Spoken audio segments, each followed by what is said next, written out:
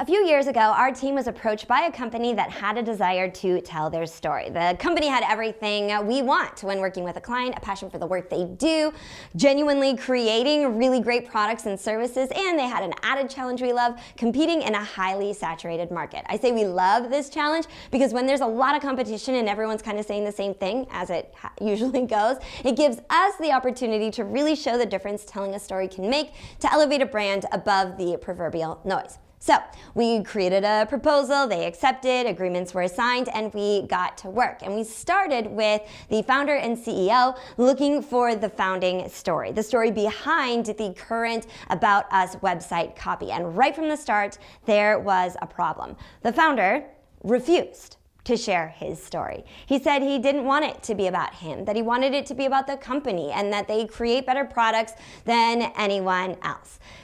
Now, it's one thing not to want to be in the video, which is fine. There are ways around that. We can do a voiceover or stock footage. And I understand a leader's desire to be humble. I respect that. But using humility as a rationale to not tell your company's story is wrong and dangerous. In today's market, consumers don't want to do business with businesses. They want to and prefer to do business with humans. Now, we've got platforms like Facebook and Instagram. It's normal to see behind the brick and mortar curtains of the people and brands we admire. Not only is it normal, it's expected. And while this isn't a video about setting up a business Instagram account, it is important you understand this human connection is what people want. And one of the easiest ways to create that point of connection is to tell your story. In which case, follow the logic, refusing to do so in the name of humility is actually the most arrogant stance to take, that you're above what the market actually wants. Now, here's the thing. I don't think that's really what's going on here. Your hesitance, or the hesitance, to tell your story is more likely attributed to what our team has identified as one of the three following big hangups. The first one is you really do think a company figurehead talking about starting a company looks dated and self-glorifying. And yes, it can. However, the way we approach this, and the way you should too, is by focusing on the real story. For example, we worked to create a video with a home builder who told the story of building his best fort in his backyard as a kid. I'll include a link to that video in the text below. It was endearing, and within just a few seconds of storytelling, he connected as a human with those who watched the videos, and simultaneously differentiated himself from the competition. Focus on telling a story, and you won't have to worry about the stuffy figurehead reciting stuff.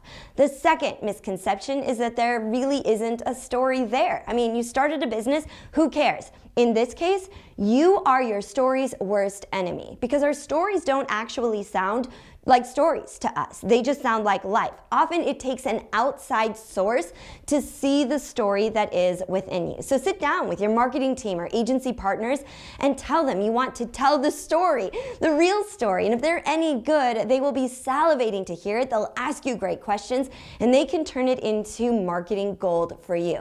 The third misconception is that it has to be a founding story, which is what we've been talking about here in this video. I get it. Sometimes it's more complicated than that. Maybe the business was acquired. Maybe the CEO isn't the founder. Whatever the issue, don't get hung up there. All you really need is any true story that humanizes why you're here and doing business. To wrap up, I get a lot of messages from CMOs, VPs of marketing, or content teams at agencies who are frustrated. They know there is a great story in there, and because, for whatever reason, the higher-ups refuse to tell it, they are leaving. They know they are leaving messaging opportunities, brand loyalty and distinction, and revenue on the table. If you are the CEO watching this and your team has requested this of you to tell your story, please give them a chance. And if you are a CEO and your team hasn't yet thought to tell the story, have them watch this video to get them started. Lastly, if you are the marketing person watching this who has been trying to get the story told, take the info I shared with you here and use it to help frame the discussion with the reluctant teller. And know that our team is here to help if you need it. Oh, and as for the contract, several years ago, We mutually decided it was best to terminate it, and I learned an important lesson from that experience. And now, as a part of our intake process, we ask the question of our clients up front. Our specialty at the Stellar Collective is humanizing companies through their engaging and personal stories. Are you comfortable with getting personal with your stories? My hope is your answer from now on will be yes.